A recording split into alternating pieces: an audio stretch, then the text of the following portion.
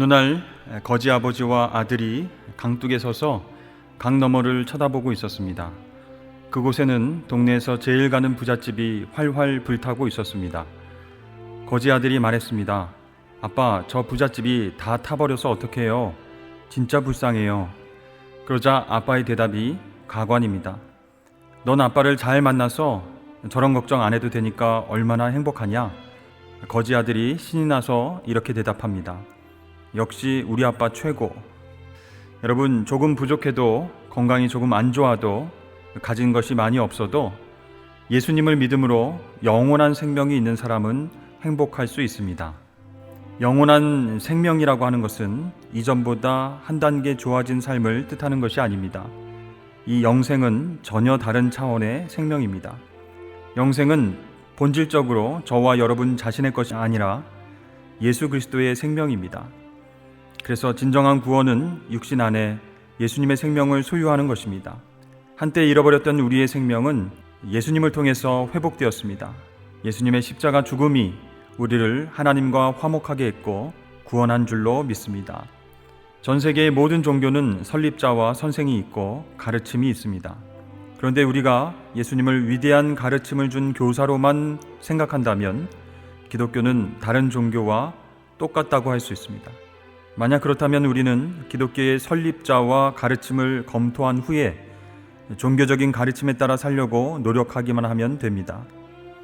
하지만 예수님은 역사적으로 십자가 위에서 죽으시고 부활하셨습니다. 이것이 기독교가 다른 종교와는 본질적으로 다른 점입니다. 어떤 종교의 지도자가 다시 살아난 적이 있습니까? 없습니다. 예수님은 부활하셨기 때문에 우리는 영생을 얻게 되었습니다. 따라서 우리는 과거를 살피고 과거 성경 인물들을 흉내낼 필요가 없습니다. 그 대신 우리의 마음을 들여다보면 됩니다. 그곳에 부활하신 예수님이 지금 실제로 거주하시기 때문입니다. 우리는 이렇게 예수님의 생명, 영생을 소유한 하나님의 자녀입니다.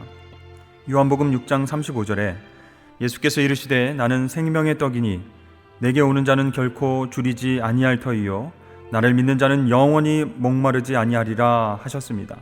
그렇습니다. 예수님은 우리에게 영원한 생명을 주시는 생명의 떡이십니다. 그렇다면 예수님께서 왜 자신을 생명의 떡이라고 말씀하셨을까요?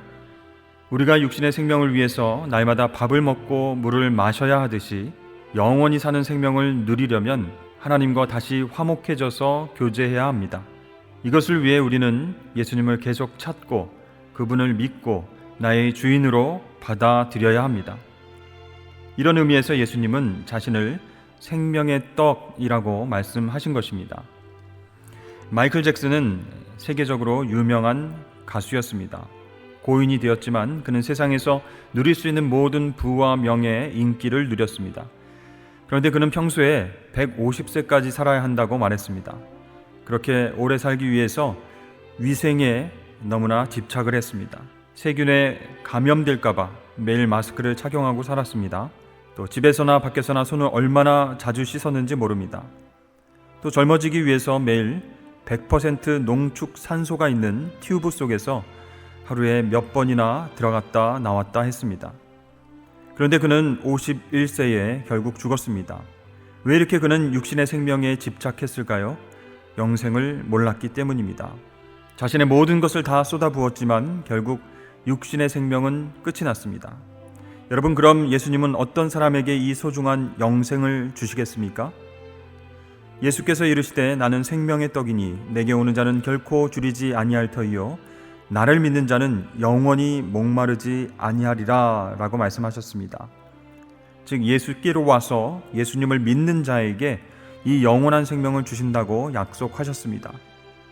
우리에게 영원한 생명, 하나님과 다시 화목하게 되는 은혜를 주기 위해 자신의 살을 찢고 피 흘려주신 그 예수님을 받아들이는 사람은 그분의 약속대로 목마름이 사라집니다. 육체적인 죽음도 두려워하지 않게 됩니다. 가장 소중한 영생을 얻었기 때문에 죽음에 대한 두려움 사라지고 세상의 부귀와 영화가 아무것도 아님을 깨닫게 됩니다. 사랑하는 여러분, 이 시간 성령께서 여러분에게 은혜를 주셔서 나를 위해 십자가에서 죽으신 예수님을 나의 구주로 믿게 되시길 축복합니다. 이 믿음을 가지면 인생의 길이 험하고 힘들어도 영생의 그날을 소망하며 기쁨으로 살아갈 수 있게 될 것입니다.